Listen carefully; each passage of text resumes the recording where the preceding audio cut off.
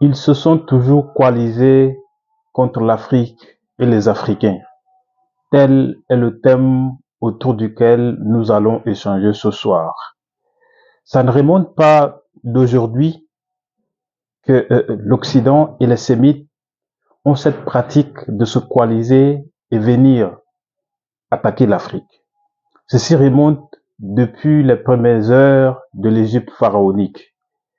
Et pour planter le décor, nous allons entrer en l'an 2962, l'ère africaine notamment, pour voir le contexte de la bataille de Kadesh, dont notre pharaon Ramessou a eu à prononcer une prière à l'encontre, à l'égard de Dieu. Et cela va nous laisser comprendre à quel degré les Occidentaux se coalisaient pour venir attaquer l'Afrique. Père Médou, de l'égyptien ancien, signifiant maison de la parole, est une plateforme à travers laquelle nous vulgarisons les humanités classiques égypto-nubiennes, les idéaux du panafricanisme et de la libération de l'Afrique en général. Nous sommes convaincus que sans une véritable reconnexion aux valeurs civilisationnelles africaines, doublée d'une sérieuse manifestation de la volonté collective d'affirmation de puissance, nous ne pouvons pas gagner contre l'impérialisme et la néocolonisation. Nous n'incitons pas à la haine raciale, mais faisons par contre un travail de devoir de mémoire et de restauration de la vérité historique pour l'équilibre de l'humanité. Donc, nous sommes ici plus précisément en 2962 avant Jésus-Christ et Ramessou Marimana, le pharaon de l'époque, conduit ses troupes à la mythique bataille de Kadesh. Kadesh, c'est en Syrie, où il bâtira sa légende. Devant les soldats ennemis, les armées africaines finissent par reculer. Le pharaon se retrouve seul sur le champ de bataille face à la défaite inéluctable. Le roi d'Égypte appelle donc Imana, Dieu unique de l'Afrique. Il tirera de cette invocation le courage nécessaire pour renverser la situation. À son retour en Afrique, Ramessou Marimana, victorieux, ne sera plus vu comme un roi, mais comme un véritable Sarah, c'est-à-dire fils de Dieu. Cette prière a toute sa place pour nous aujourd'hui encore. Quand Ramessou est appelé Sarah, c'est-à-dire fils de Dieu, je peux aussi vous dire que moi, je suis originaire de cette partie de l'Afrique qu'on appelle Tchad. Et le nom de ma communauté, c'est Sarah. Ça veut dire, nous sommes les fils de Dieu. Donc, j'appartiens à cette communauté. Ça laisse comprendre que mes premiers ancêtres qui sont venus de l'Égypte sont effectivement des Égyptiens et ils ont gardé le nom qu'ils avaient en Égypte et ce nom est devenu le nom de notre communauté à nous, c'est-à-dire les Sarah. Je vais donc lire la prière de Ramessou à l'égard de Dieu quand Ramessou lui-même et ses troupes étaient en difficulté dans une guerre à Kadesh en Syrie. Et s'il se retrouve là-bas en guerre à Kadesh, c'est pas parce qu'il se lançait dans une dynamique de conquête de la Syrie, mais c'est que les Syriens de l'époque, avec d'autres nations, se coalisaient pour venir attaquer l'Égypte. Et donc, parfois, pour ne pas les attendre, afin qu'ils viennent jusqu'à entrer en Égypte, quand ils ont des nouvelles qui sont en train d'arriver, eux, ils lancent les hostilités. Parce qu'une fois qu'ils rentrent chez vous, c'est-à-dire en Égypte pharaonique, ce qui les intéresse dans un premier temps, c'est de piller les ressources égyptiennes. Donc, deux fois, les Égyptiens s'organisent à les croiser avant qu'ils n'entrent en Égypte, ou alors ils peuvent entrer en Égypte, mais dans le cas de la bataille, ils peuvent les poursuivre jusqu'à chez eux. Donc, on va lire la prière. Je t'appelle, ô notre Père Amon-Ra. Nous sommes parmi des peuples nombreux que nous ne connaissons pas et dont les desseins nous sont hostiles. Les nations se sont encore coalisées contre nous. C'est une prière. Les nations se sont encore coalisées contre nous pour nuire aux Kamites, c'est-à-dire les Noirs, et voler leurs richesses. Nous sommes seuls, nul n'est à nos côtés. Voici que j'élève ma prière des confins des pays barbares. Voilà comment il qualifie les confins des pays barbares. Mon cri est parvenu dans Wasset, c'est-à-dire Thèbes, et j'entends au loin tes pas qui viennent vers nous.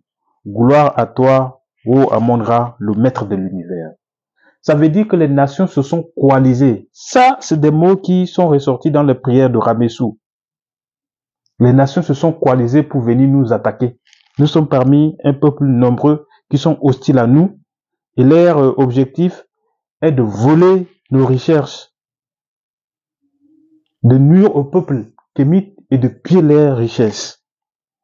Telle est la prière de Ramessou. Et à travers cette prière, Ramessou lui-même et les troupes militaires ont trouvé une motivation qui leur a permis de renverser la tendance et gagner cette bataille. Ça veut dire que ça ne date pas d'aujourd'hui, cette pratique où les Occidentaux se coalisent pour venir attaquer l'Égypte. Ils se sont coalisés pour venir attaquer les Égyptiens à l'époque parce que l'Europe était dans une dynamique de pauvreté matérielle mais très accentuée. Donc quand ils ont découvert que l'Égypte roulait sur l'or, ils coalisaient leurs armées, c'est-à-dire 10 nations pouvaient mettre ensemble leurs armées et venir attaquer l'Égypte. Voilà comment ils ont commencé à fatiguer l'armée égyptienne. Déjà que la civilisation égyptienne interdisait de tuer des vies humaines. Donc, eux, ils n'avaient pas dans leur dynamique l'idée d'aller fabriquer des armes à feu. Voilà des éléments aussi qui font que notre civilisation a décliné au détriment de ceux-là qui sont venus avec des engins de mort. Donc, ça ne date pas d'aujourd'hui. Et comme vous le voyez, aussi à travers l'esclavage, ils se sont toujours coalisés pour venir attaquer l'Afrique.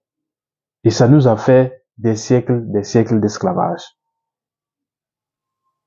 Et quand on revient aussi vers les conquêtes coloniales, en 1885, ils se sont assis à Berlin pour se faire le partage et revenir pas en rang dispersé pour prendre l'Afrique. Donc, l'Occident, pour ne pas dire l'Europe, attaque toujours l'Afrique, mais de façon coalisée. De façon coalisée. Et vous voyez que pour mieux protéger leurs intérêts, ils se sont réunis autour d'une institution qu'on appelle Union européenne. Vous voyez les États-Unis, ils sont fédérés. Et ils parlent autour d'une seule voix, et ça donnait la puissance américaine que nous avons. Les Africains doivent cesser de croire que sur la base des valeurs morales, l'Occident ou alors les États-Unis vont cesser de piller les ressources naturelles de l'Afrique. Que sur la base des valeurs morales, ils vont cesser de placer au sein de nos États les dirigeants dictateurs. Je ne vais pas citer ici les noms, mais nous savons qui est Denis Sassou Nguesso, nous savons qui est Faure, nous savons qui est ce jeune dictateur tchadien Mamad Kaka. Ils vont jamais cesser de placer des nègres de l'espèce de ceux que je viens de citer là sur la tête de nos États. Mais le grand du travail nous revient en tant que citoyens d'annuler ce que la France fait chez nous. C'est-à-dire, ils vont jamais cesser de nous attaquer. Ils vont jamais cesser de placer des dictateurs pour diriger nos pays. Mais nous, en tant que citoyens, nous devons prendre nos responsabilités pour les déloger. Parce que ceci va de la survie de l'Europe. Quand la France a mené ses études, l'Élysée surtout, les conclusions disent que si la France perd l'Afrique, elle va regagner le rang des derniers pays européens comme l'Albanie. Donc, nous devons arrêter de croire que sur la base des valeurs morales, ils vont cesser d'attaquer l'Afrique ou alors cesser de piller nos ressources. Le tout dépend de comment, en tant qu'Africains, nous prenons conscience de cela. Le tout dépend de comment nous sommes déterminés à en découdre avec ceux-là qui ont la tendance de se coaliser et venir nous attaquer pour piller nos ressources. C'est ce que l'AS est en train de faire. Et ceci est un exemple pour tous les chefs d'État et la jeunesse africaine. Je crois que nous, les jeunes, parce que tout ceci va de notre responsabilité. Nous devons faire en sorte que, au sein de nos États, nous prenons le pouvoir politique et nous dirigeons nos pays respectifs comme le Burkina, le Niger et le Mali sont en train de faire. Vous savez, cette affaire d'épargne, la notion d'épargne et puis d'économie, c'est très accentué chez les Européens parce que quand les civilisations émergeaient, l'Europe était matériellement très pauvre.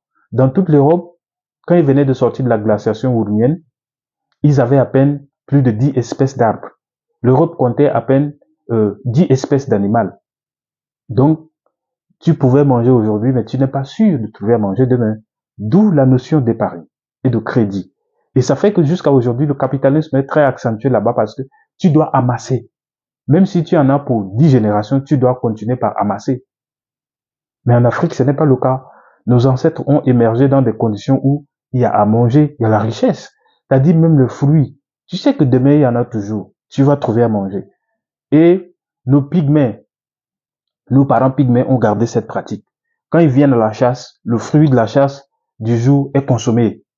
C'est consommé le même jour. Tout est consommé. Et ils disent que demain est un autre jour et que demain ils auront toujours. C'était ça l'Afrique. Donc, nous avons été aussi, d'une part, victimes de notre nature. La nature qui a conditionné notre civilisation. Et c'est la générosité africaine. Parce qu'on partage. Parce que demain, on va trouver. C'est ça qui fait notre humanisme. Ce n'est pas le cas de l'Occident. Et ils n'ont pas de problème de morale. Nous devons cesser de croire que sur la base de la moralité, ils vont laisser l'Afrique tranquille. Nous devons nous mettre dans une dynamique de révolution. Et ceci dans tous les domaines. Chacun dans son domaine peut mener une révolution quelque part afin de nous aider à arriver à ce que je peux appeler la restauration et la renaissance africaine. Otep, merci et à très bientôt.